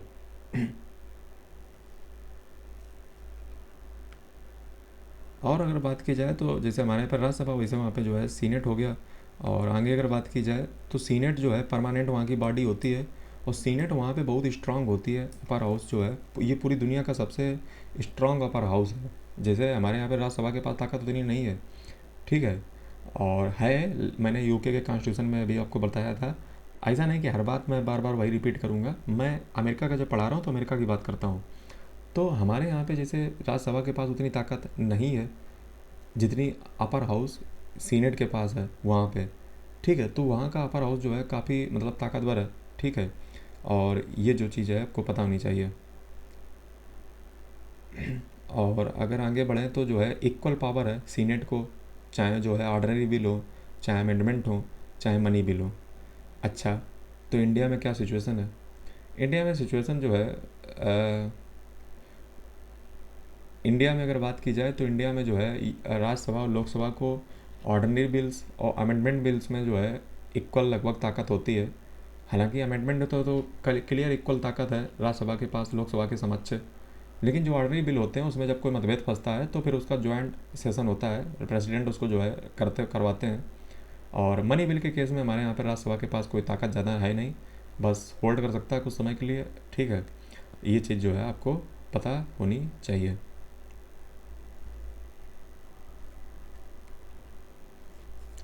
और हाउस ऑफ रिप्रेजेंटेटिव जो होता है वो दोस्तों 2 साल के लिए जो है उसका टर्म होता है, ठीक है। 2 ईयर्स के लिए जो है टर्म होता है, और ज़्यादा जो है रिस्पॉन्सिबिलिटी भी होती है। और ये चीज़ जो है आपको पता होनी चाहिए, डायरेक्ट इलेक्शन होता है हाउस ऑफ रिप्रेजेंटेटिव में, 2 साल के लिए होता है। और ये दोस्तों जो सीनेट होते हैं ये 6 साल के लिए होते हैं, जिसमें से 1/3 जो होते हैं मेंबर वो हर 2 साल में रिटायर होते रहते हैं। अच्छा, अमेरिका में क्या होता है कि एक पिजन होल सिस्टम है। पिजन होल सिस्टम क्या है कि अमेरिका में कोई भी बिल जो होता है वो जो है सबसे पहले कमेटी के पास पहले भेजा जाता है। जैसे हमारे यहाँ पे जो है standing committee, ad hoc committee, parliamentary कई सारी कमेटी होती हैं, जॉइंट पार्लियामेंट्री कमेटी, जेपीसी जिसको कहते हो।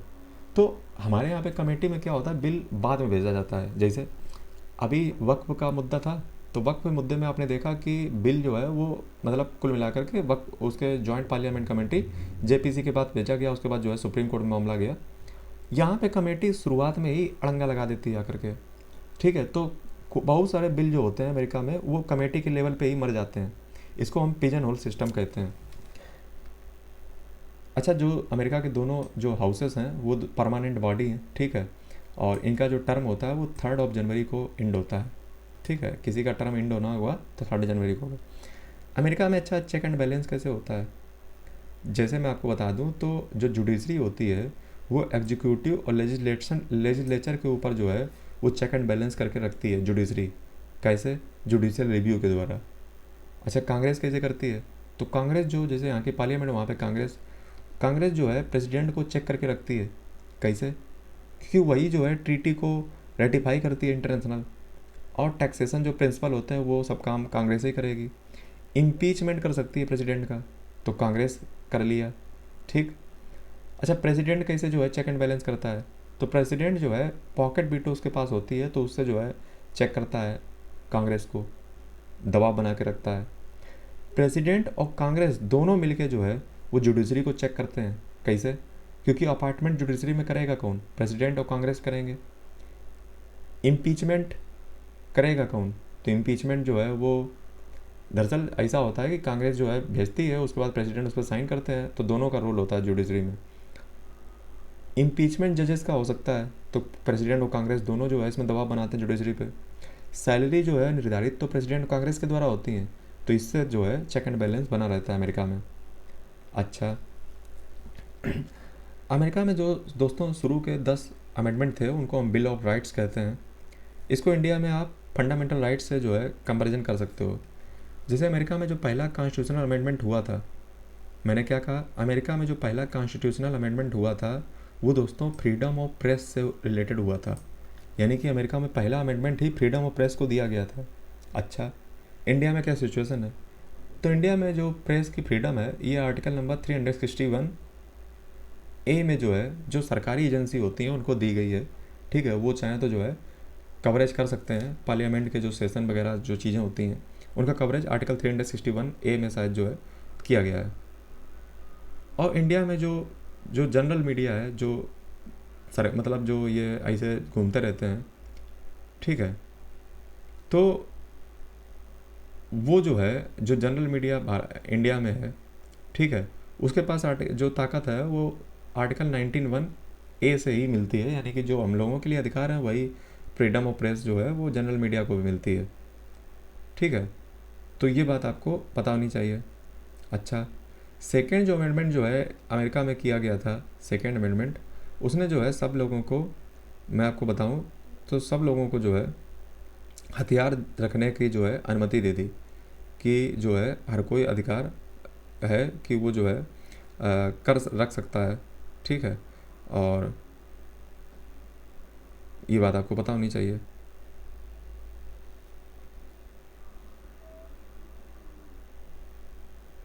और थर्ड नहीं, जो 6 अमेंडमेंट था अमेरिका में, वो मैं आपको बताऊं तो जो 6 अमेंडमेंट था वो 6 अमेंडमेंट जो है स्पीडी ट्रायल से रिलेटेड है कि हर व्यक्ति को जो है स्पीडी ट्रायल है वो जो है स्पीडी ट्रायल के ज़रिए जो है मतलब उसको ऐसा नहीं कि पता चला जस्टिस डिनाइड जस्टिस डिलेड, मतलब जो ऐसा कहा जाता है कि जस्टिस तुरंत होना चाहिए, उसको लीगल काउंसिल वगैरह सबका हक है न्याय का। हमारे यहाँ पे भी जो है हमारे यहाँ पे भी है आर्टिकल 39। और हमारे यहाँ पे अधिकार जो है अगर बात किया जाए तो हथियार रखने का नहीं है। अमेरिका में क्यों है तो मैं आपको शुरुआत में लेक्चर में बताया था। इंडिया में हथियार रखना कॉन्स्टिट्यूशनल आपका अधिकार नहीं है, लीगल राइट है, अधिकार है, आप अधिकार रख सकते हो। ठीक है, सब्जेक्ट टू लॉ है। अमेरिका में जो है अमेंडमेंट करके ही कह दिया गया है कि अधिकार है हथियार रखने का। अमेरिका में 8th अमेंडमेंट किया गया था, उसमें कहा गया था कि बेल जो है वो किसी व्यक्ति को आप डिनाई नहीं कर सकते हो। ऐसा नहीं कि आप जो बेल ही नहीं दोगे, ये 8th अमेंडमेंट में जो है कहा गया है। 9th अमेंडमेंट जो था, अच्छा हमारे यहाँ पे भी जो है बेलेबल और नॉन बेलेबल 2 ऑफेंस होते हैं। ठीक है, आर्टिकल 20 इंडियन कॉन्स्टिट्यूशन। अमेरिका में जो 9th अमेंडमेंट था उसने कहा था कि जो अदर नेचुरल राइट्स होते हैं वो भी जो है अमेरिका के पीपल के द्वारा जो है रिटेन किए जाएंगे। वहाँ पे नेचुरल राइट्स का बड़ा खेला है। नेचुरल राइट्स मतलब जन्म के आधार पे जो है व्यक्ति को इतना रीजन मिला हुआ है। अब अच्छा, हमेशा जो है बवाल एक मचा रहता है कि लीगल राइट्स होने चाहिए कि नेचुरल राइट्स होने चाहिए। ये होते क्या हैं? लीगल राइट्स ऐसा होता है, जैसे थॉमस हॉब्स की बात की जाए तो थॉमस हॉब्स ने कहा था कि लीगल राइट्स होने चाहिए, मतलब जो कानून बनाए उतने ही जो है आपके पास अनुमति होनी चाहिए, आपको आज़ादी वहीं पे है जिस मुद्दे पे कानून नहीं बना है। जैसे जॉन लॉक जैसे जे.एस. मिल जैसे जो विचारक हुए, उनका ये कहना है कि नेचुरल राइट्स होने चाहिए ना कि लीगल राइट्स होने चाहिए, क्योंकि व्यक्ति इतना समझदार है, उसके पास इतना रीज़न है, इतना उसके पास तर्क है कि कोई भी ऐसी हरकत नहीं करेगा आज़ादी में कि किसी दूसरे की आज़ादी छीने। इतना उसके पास रीज़न है, ये उसके ऊपर छोड़ देना चाहिए। तो ये नेचुरल राइट और लीगल राइट में फ़र्क समझ में आया? अमेरिका में नेचुरल राइट का मतलब है कि हर व्यक्ति जन्म के समय से कुछ राइट लेकर के पैदा होता है और वो अधिकार उसके छीन नहीं सकते हो। इसको कहते हैं प्राकृतिक अधिकार। बात समझ गए? ठीक, अब थोड़ा इमरजेंसी पे आ जाओ। अमेरिका में कोई भी इमरजेंसी का प्रोविज़न नहीं है, ये बात आपको पता होनी चाहिए। ठीक, अमेरिका में कोई भी जो है इमरजेंसी का प्रोविज़न नहीं है। इंडिया में जैसे जब इमरजेंसी लगती है इंडिया में, अच्छा अमेरिका में जैसे मैं आपको बात करूं तो जो है वहाँ पे सिर्फ जो है अमेरिका में रिट सस्पेंसन है। ठीक है, अमेरिका में अगर बात की जाए तो सिर्फ रिट सस्पेंसन है, वो भी तब जब कोई रिबेल या इन्वेजन हो जाए ठीक है, और हैबियस कॉर्पस की रिट जारी हो सकती है। ठीक है, तो इमरजेंसी प्रोविज़न के नाम पे अमेरिका में बस इतना ही है, और कोई इमरजेंसी का प्रोविज़न अमेरिका में नहीं है। ठीक है, और इंडिया में इमरजेंसी प्रोविज़न जो है वो है, इमरजेंसी जब इंडिया में लगती है तो आपका सिर्फ आर्टिकल 21 जो है प्रोटेक्ट रहता है, बाकी सारे आपके जो राइट होते हैं वो छिन जाते हैं। ठीक है, ये बात आपको पता होनी चाहिए। तो अमेरिका में अगर कोई नेशनल क्राइसिस वगैरह कुछ भी हो जाता है तो मैं आपको बता दूं कि प्रेसिडेंट जो है नेशनल इमरजेंसी डिक्लेयर कर सकता है। नेशनल इमरजेंसी एक्ट जो कि 1976 में बनाया गया था, और एक्टिवेट कर सकता है स्टैच्यूटरी पावर को रिस्पॉन्ड करने के लिए जो नेशनल क्राइसिस होते हैं। ठीक है, रिस्ट्रिक्टिंग कॉमर्स या जो है डिप्लॉइंग मिलिट्री फोर्स वगैरह। ठीक है, और जबकि अगर बात की जाए तो अमेरिका कॉन्स्टिट्यूशन एक्सप्लिसिट तरीके से, स्पष्ट तरीके से ऐसी कोई भी जिक्र जो है कॉन्स्टिट्यूशन में नहीं है। ठीक है, तो ये जो है लेजिस्लेशन से जो है उसको ताकत मिली हुई है। मैंने आपको एक्ट बताया, नेशनल इमरजेंसी एक्ट 1976 का। ठीक है, ये बात आपको पता होनी चाहिए, जबकि एक्सप्लिसिट तरीके से कुछ नहीं जो है उसमें किया गया है। ठीक है, ये बात आपको पता होनी चाहिए। अगली दोस्तों जुडिशरी की अगर बात की जाए तो जुडिशरी की अगर बात करोगे तो जुडिशरी जो है उसके कोई क्वालिफिकेशन जो है प्रिस्क्राइब नहीं की गई है अमेरिका में। ठीक है, और अमेरिका में दोस्तों अमेरिका में जो है अगर कोई भी व्यक्ति को डिटेंट किया जाता है कहीं पे भी ऐसे, तो उसके लिए जो है अमेरिका में हैबियस कॉर्पस की रिट होती है। ठीक है, और ये जो है अमेरिका में हैबियस कॉर्पस का कॉन्सेप्ट है जो कि इंडिया में भी है, जो आर्टिकल 32 से सुप्रीम कोर्ट के पास है। ठीक है, अमेरिका में अगर आर्बिट्रेरी कोई एक्शन होता है तो जो है हैबियस कॉर्पस की रिट जो है जारी हो सकती है। ठीक है, ये बात आपको याद होनी चाहिए जब भी कोई रिबेल या इन्वेजन वगैरह होता है और पब्लिक सेफ्टी की जो रिक्वायरमेंट होती है। ठीक है, और ऐसा जो है अब्राहम लिंकन और प्रेसिडेंट विलिस ये सब जो है ऐसा कर चुके हैं जब सिविल अनरेस्ट वगैरह जो है हुआ। ठीक है, तो हैबियस कॉर्पस की जो रिट है वो दोस्तों जो है सस्पेंड की जा सकती है आपकी, जब कोई रिबेल या इन्वेजन वगैरह हो जाए। ठीक है, और इंडिया में जबकि अगर बात की जाए तो इमरजेंसी के समय सिर्फ राइट टू लाइफ जो है आपका प्रोटेक्ट रहता है।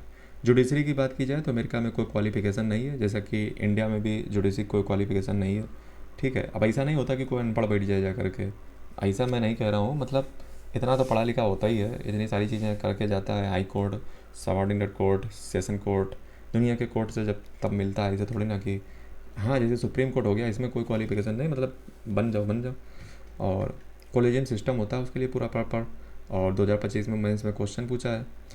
जो जुडिशरी होता है उसका दोस्तों रोल उसमें जो है सीनेट और प्रेसिडेंट का रहता है।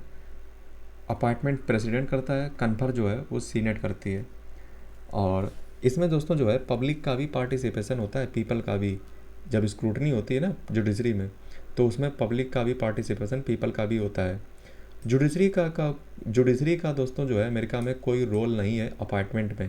ये दोस्तों यूपीएससी का क्वेश्चन है 2025 के यूपीएससी का मेंस में। जो जैसे हमें इंडिया में क्या चलता है, कॉलेजियम सिस्टम चलता है, जो फर्स्ट जजेस के, सेकंड जजेस के, थर्ड जजेस के से जो है धीरे धीरे इन्वॉल्वमेंट हुआ। पहले जो है प्रेसिडेंट के कंसेंट चाहिए होती थी, फिर जो है प्रेसिडेंट की कंसेंट अब चाहिए नहीं। ठीक है, तो ऐसे करते करते अब हमारा देश का कॉलेजियम सिस्टम बन चुका है, जिसमें जजेस जो है स्वयं से निर्णय लेते हैं कौन जो है अगला उत्तराधिकारी बनेगा, और ये हमारे यहाँ पे कॉलेजियम सिस्टम बन चुका है। जबकि जबकि अमेरिका में जुडिशरी में जजेस का कोई रोल नहीं होता है, वो रोल सिर्फ होता है तो सीनेट और प्रेसिडेंट का। ठीक, तो मेरे इंडिया के तरीके से जो है वहाँ पे नहीं है। अमेरिका में दोस्तों जज का कोई फिक्स टेन्योर नहीं है। ठीक है, ऐसा नहीं कि इतने साल की उम्र में रिटायर हो ही जाएगा, जबकि इंडिया में दोस्तों होती है 65 ईयर सुप्रीम कोर्ट की। ठीक, आगे दोस्तों अगर बात की जाए तो लाइफ टेन्योर जो है और रिटायरमेंट जो है लगभग मान के चलिए कि जो है उनका 70 साल की उम्र तक जुडिशरी में हो ही जाता है।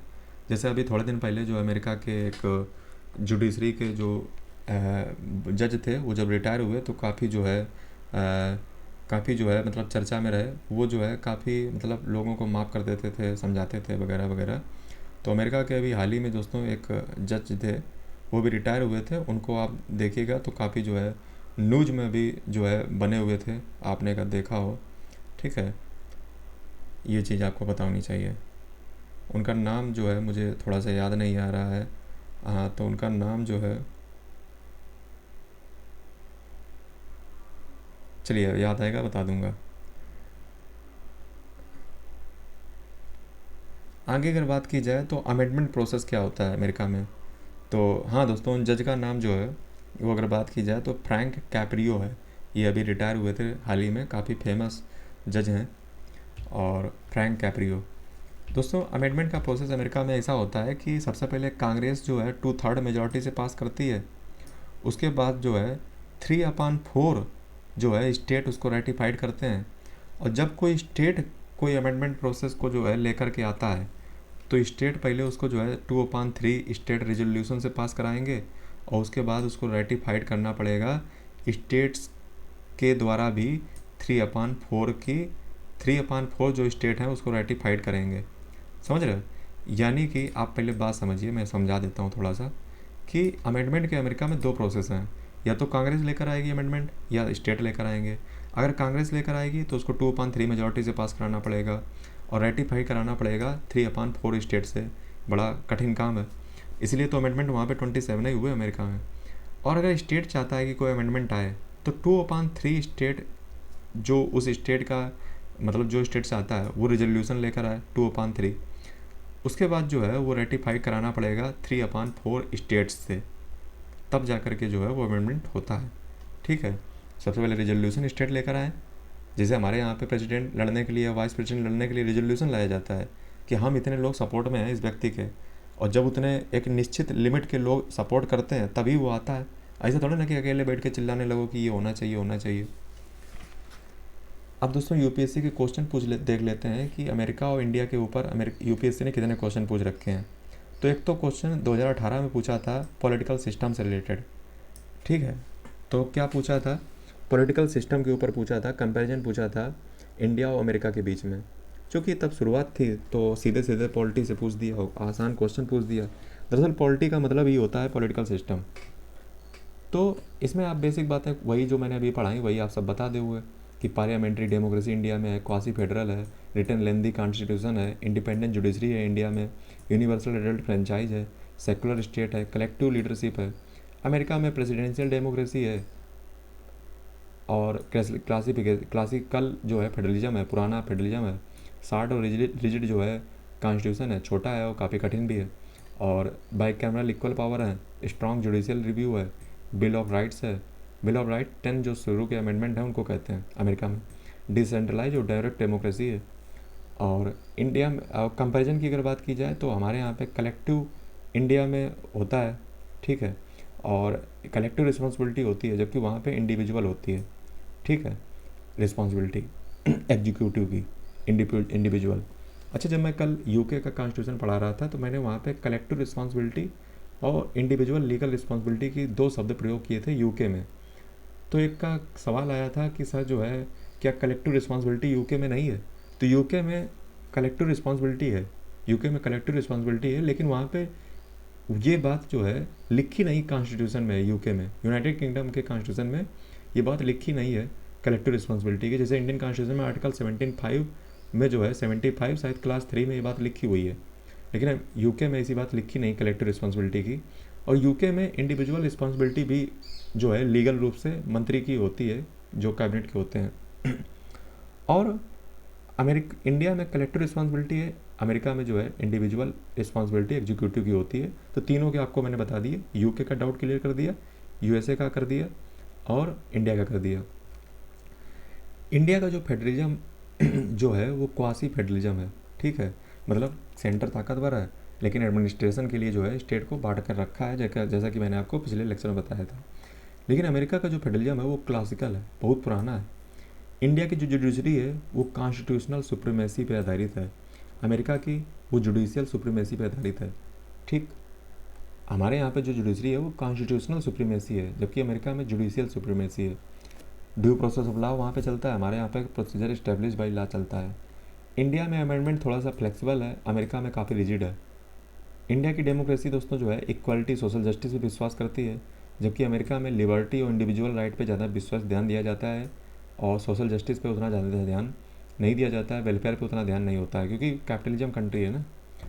अब दोस्तों दूसरा क्वेश्चन 2021 में पूछा था इक्वलिटी पे कॉन्स्टिट्यूशन में, यानी कि इंडिया का कॉन्स्टिट्यूशन में इक्वलिटी और अमेरिका के कॉन्स्टिट्यूशन में इक्वलिटी पे पूछा था, ठीक है। तो दोस्तों हमारे आर्टिकल 14 अगर इंडिया का पढ़ोगे तो मैंने आपको बताया कि equality before the law and equal protection of law. Equal protection of law जो है आपका यूके से आया है। इक्वल प्रोटेक्शन ऑफ लॉ जो है आपका यूके से, मैंने आपको कल पढ़ाया था, वहाँ पे भी था, ठीक है। और ये चीज़ जो है आपको पता होनी चाहिए कि अमेरिका का जो कॉन्स्टिट्यूशन है उसने 14th अमेंडमेंट करके इक्वल प्रोटेक्शन जो है सबको दे रखी है, इक्वल प्रोटेक्शन, और फॉर्मल रूप से सभी जो है इक्वल है, ठीक है। फॉर्मल रूप से सभी इक्वलिटी है। फोकस वहाँ पे सिविल और पॉलिटिकल राइट्स पे है, ठीक है। जैसे वहाँ पे एक केस था ब्राउन वर्सेस बोर्ड का केस 1954 का, जिसमें लिबर्टी पे ज़्यादा फोकस किया जाता है, ठीक है। इंडिया में अगर बात की जाए तो हमारे यहाँ पे वहाँ पे इक्वल प्रोटेक्शन की सिर्फ बात की गई है। हमारे यहाँ पे आर्टिकल 14 से 18 की अगर बात करोगे तो यहाँ पे इक्वलिटी, डिस्क्रिमिनेशन को प्रोहिबिट किया गया है आर्टिकल 17 से। एबोलिशन जो है अनटचेबिलिटी और टाइटल और रिजर्व, अनटचेबिलिटी और टाइटल का जो है एबोलिशन ख़त्म कर दिया गया है, ठीक है। हमारे यहाँ पे आर्टिकल 17 आर्टिकल 18 पढ़िए तो उसमें जो है आर्टिकल 18 में टाइटल और आर्टिकल 17 में अनटचेबिलिटी ख़त्म कर दी गई है। और हमारे यहाँ पे रिजर्वेशन पॉजिटिव अफर्मेशन का भी काम है, यानी कि हमारे यहाँ पे जो है जो है वो कॉन्सेप्ट भी है पॉजिटिव अफर्मेशन का। ऐसा नहीं है कि जो है मतलब छोड़ दो जिसको जो है जिसके भरोसे, ठीक है। तो दोस्तों इक्वलिटी बिफोर द लॉ का जो कॉन्सेप्ट है वो ब्रिटिश से लिया गया है। इक्वलिटी बिफोर द लॉ का कॉन्सेप्ट कहाँ से लिया गया है? ब्रिटिश से, ठीक है। इक्वलिटी बिफोर लॉ का कॉन्सेप्ट जो है वो ब्रिटिश से लिया गया है।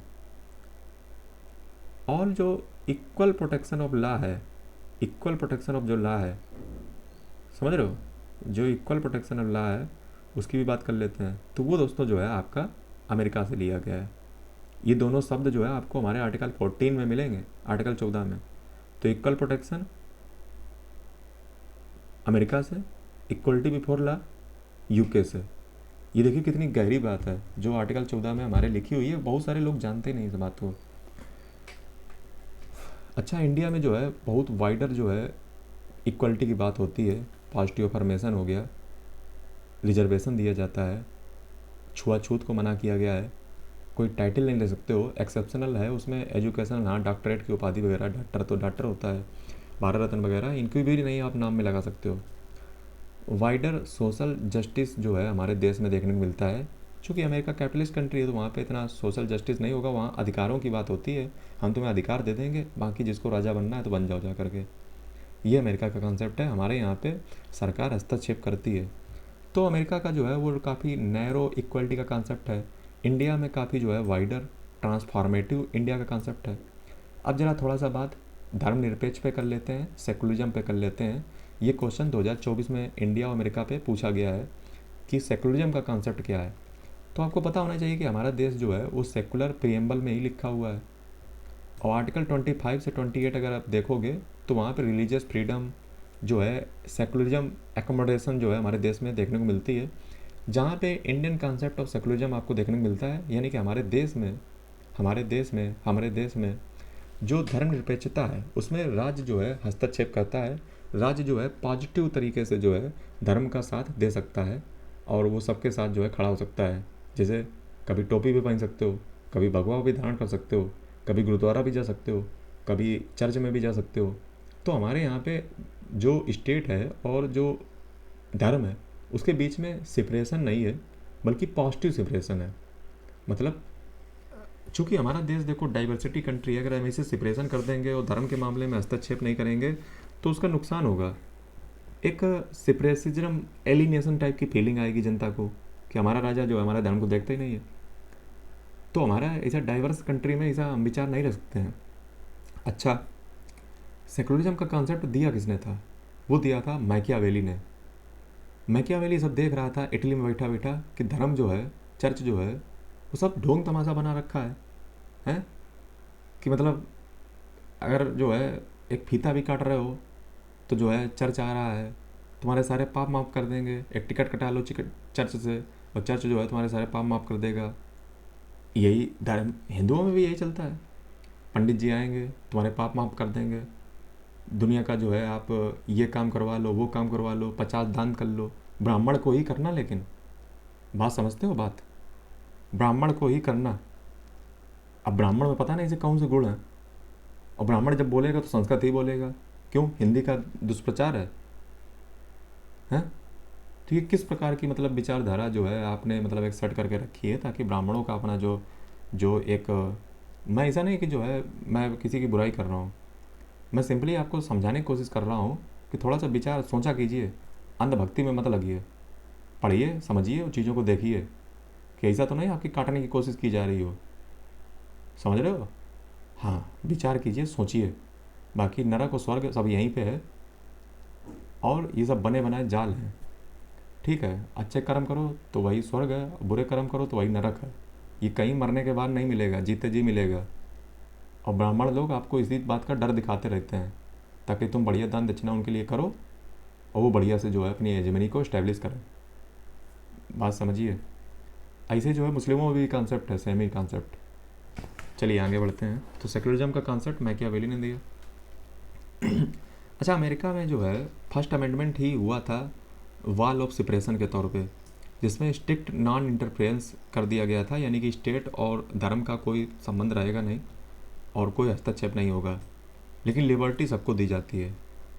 देखिए, जो कैपिटलिस्ट कंट्री होते हैं वो लिबर्टी देते हैं, जैसे मैकियावेली ने भी कहा है कि लिबर्टी दो, धर्म के मामले में खूब लिबर्टी दो, क्योंकि धर्म जो है अच्छा, जैसे जो ऐसा जैसे जैसे बात कर लो अच्छा, ये कैपिटलिस्ट जो कंट्री होते हैं वो धर्म को ज़्यादा क्यों इतना वैल्यू करते हैं, धर्म को जो है मैकियावेली भी और ये सब जो है धर्म को क्यों?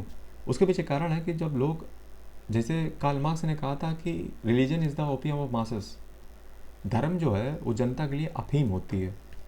अफीम किस रूप से? क्योंकि लोग दिन भर जो है उसी में लगे रहेंगे, उसी का जप करेंगे, उसी का वो करेंगे, काम धंधे फोकस नहीं करेंगे। उन्हें ये डर होता है कि अगर हमने कुछ भी खतरनाक काम किया तो जो है भगवान हमसे गुस्सा हो जाएंगे और फिर हमारी बरकत नहीं होगी। वो ये नहीं जानते हैं कि बरकत तुम्हारे कर्म में है। समझ रहे हो?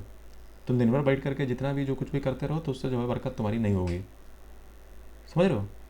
तो अमेरिका में यही कॉन्सेप्ट है कि जो है मतलब आप ये मान के चलिए कि वहाँ पे आज़ादी दी जाती है धर्म के मामले में, क्योंकि जब आप आज़ादी धर्म के मामले में दोगे तो लोग शांत रहेंगे, और जब लोग शांत रहेंगे तो बिजनेस वाला अपना व्यापार कर पाएगा। कनेक्ट किया कीजिए स्टोरी को, कहानी को, और जब तक आपके पास कारण नहीं होगा, रीजन नहीं होगा, तर्क करने की क्षमता नहीं होगी, आप बेकार आदमी हो। समझ रहे हो? धर्म जो है वो शांति इस्टेब्लिश करता है। इसीलिए जो कैपिटलिस्ट कंट्री होते हैं, बिजनेस वाले लोग होते हैं, वो कभी लड़ाई झगड़ा चाहते नहीं है। गांधी जी ने जो है नॉन कोऑपरेशन जो मूवमेंट था, या जो विदेशी कपड़ों की जो है आग जलाई थी, स्वदेशी को अपनाया था, वहाँ पे भी गांधी जी के ऊपर दबाव रहता था बिजनेसमैन का कि सिविल डिसोबीडियंस मूवमेंट या नॉन कोऑपरेशन मूवमेंट इनको ज़्यादा समय तक कंटिन्यू ना करो, क्योंकि अगर आप कंटिन्यू करोगे तो बिजनेसमैन का नुकसान होगा, वायलेंस होगा, दंगे होंगे। तो बिजनेसमैन का हमेशा तो दबाव रहता है, बिजनेसमैन कभी नहीं चाहता है कि जो है वायलेंस हो। जैसे गुजरात आप देख लो, गुजरात में जो है जैनिज्म की फिलॉसफी है, जैन धर्म है, और नॉन वायलेंस पे जोर है, और जहाँ नॉन वायलेंस पे जोर होगा वहाँ पे बिजनेस पनपेगा। ये सब स्टोरी है पूरी, कनेक्ट किया कीजिए। पढ़ते तो सब हो लेकिन समझाने की जो क्षमता नहीं है तुम्हारे पास। आगे समझिए। अमेरिका में सेपरेटिस्ट सेकुलरिज्म है और इंडिया में एकोमोडेटिव सेकुलरिज्म है। ठीक है, अमेरिका में इंडिविजुअल को फ्रीडम दी जाती है, अपना धर्म अपनाइए, कोई दिक्कत की बात नहीं है, लेकिन स्टेट के पास अपना मैटर लेकर मत आना। इंडिया में जो है वो अलग कॉन्सेप्ट है, यहाँ पे जो है स्टेट धर्म को भी देखता है। ठीक है, और स्टेट जो है धर्म से अलग नहीं है इंडिया में। 2025 में 2 क्वेश्चन पूछे हैं। पहला क्वेश्चन पूछा है प्रेसिडेंट की पार्डन पावर से रिलेटेड। जो कि मैं अभी आपको पढ़ा के आया हूँ लेक्चर में, और आराम से आप बता सकते हो। इंडिया में जो पार्डन पावर कम्यूट करने की, रिमिट करने की आर्टिकल 72 में जो है इंडियन प्रेसिडेंट के पास है, वो एड एंड एडवाइस जो काउंसिल ऑफ मिनिस्टर की होती है उस पर काम करता है, पार्डन पावर पे। और उसके पास डिस्क्रिशनरी पावर बहुत कम होती है, और जुडिशियल रिव्यू भी जो है इंडिया के प्रेसिडेंट की पार्डन पावर पे संभव है। अमेरिका में अगर आप आर्टिकल 2 सेक्शन 2 अगर आप देखोगे तो वहाँ पे जो है पर्सनल डिस्क्रिमिनेशन जो है प्रेसिडेंट के पास है, और उस पर कोई जुडिशियल रिव्यू भी नहीं होगा। प्रेसिडेंट की जुडिशरी ये जो पार्डन की पावर है इंडिया में रिव्यू हो जाएगा। इंडिया में प्रेसिडेंट काउंसिल ऑफ मिनिस्टर की एड एंड एडवाइस पे काम करेगा पार्डन पावर में, और अमेरिका में ना तो एड एंड एडवाइस है और ना ही वहाँ पे रिव्यू है। तो वहाँ पे पार्डन पावर जो है वो काफ़ी ताकतवर जो है उनके पास है। जैसे जो बाइडन ने जो है अपने बेटे को माफ़ किया वगैरह, इसीलिए जो है यूपीएससी ने 2025 में क्वेश्चन पूछा। इंडिया में लिमिटेड है और जो है कलेक्टिव है, ठीक है। अमेरिका में जो है काफ़ी ब्रॉड है और इंडिविजुअल लेवल पर डिपेंड करती है, जबकि हमारे यहाँ पे मंत्रियों पर डिपेंड करती है, कलेक्टिव है।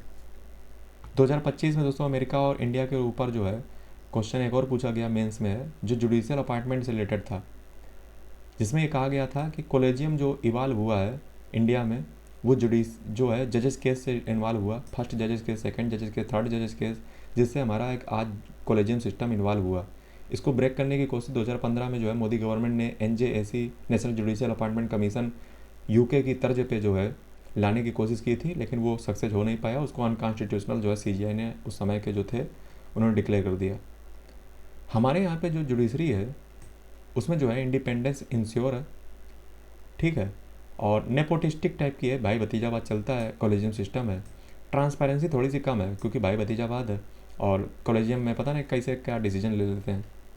अमेरिका में दरअसल जो जुडिशरी होती है उसका जो अपॉइंटमेंट होता है वो सीनेट और प्रेसिडेंट का मामला रहता है। वहाँ पे ट्रांसपेरेंट काम होता है क्योंकि पब्लिक भी जो है पार्टिसिपेट करती है, लेकिन अक्सर जो है पॉलिटिसाइज भी जो है अमेरिका में होता रहता है जज का मामला अपॉइंटमेंट से रिलेटेड। और आइडियोलॉजी का भी डिफरेंस रहता है कि जैसे मान लो रिपब्लिकन है, डेमोक्रेटिक हैं, तो किसके ज़्यादा जजेस जो है बैठे हुए हैं तो उस हिसाब से डिसीजन भी लिए जाते हैं, ठीक। और चूँकि वहाँ पे लाइफ टेन्योर फिक्स नहीं है तो उसका भी जो है एक रहता है मामला। तो इंडिया में अगर बात की जाए तो इंडिपेंडेंस जो है ज़्यादा है जुडिशरी के पास, अकाउंटेबिलिटी उत्तरदायित्व तो कम है क्योंकि कॉलेजियम सिस्टम है। अमेरिका में अकाउंटेबिलिटी ज़्यादा है जुडिशरी के पास, इंडिपेंडेंस थोड़ी सी कम है क्योंकि वहाँ पे प्रेसिडेंट के पास ताकत होती है और सीनेट के पास ताकत होती है जुडिशरी मैटर में, और पब्लिक का भी पार्टिसिपेशन रहता है जब अपार्टमेंट वगैरह होता है। दोस्तों आज का जो अमेरिकन कॉन्स्टिट्यूशन पे जो एक दिन बेहतरीन लेक्चर जो है आपका कंप्लीट हुआ, और अगले लेक्चर में हम फ्रांस का कॉन्स्टिट्यूशन पढ़ाएंगे क्योंकि यूपीएससी ने इस पर भी क्वेश्चन पूछ रखा है। तब तक के लिए आप हमारे WhatsApp group channel, Telegram channel को ज्वाइन कर लें, और अगर आपको लेक्चर में क्या अच्छा लगा हमें कमेंट करके जरूर बताएं। Third lecture of Indian polity will be live tomorrow. Thank you.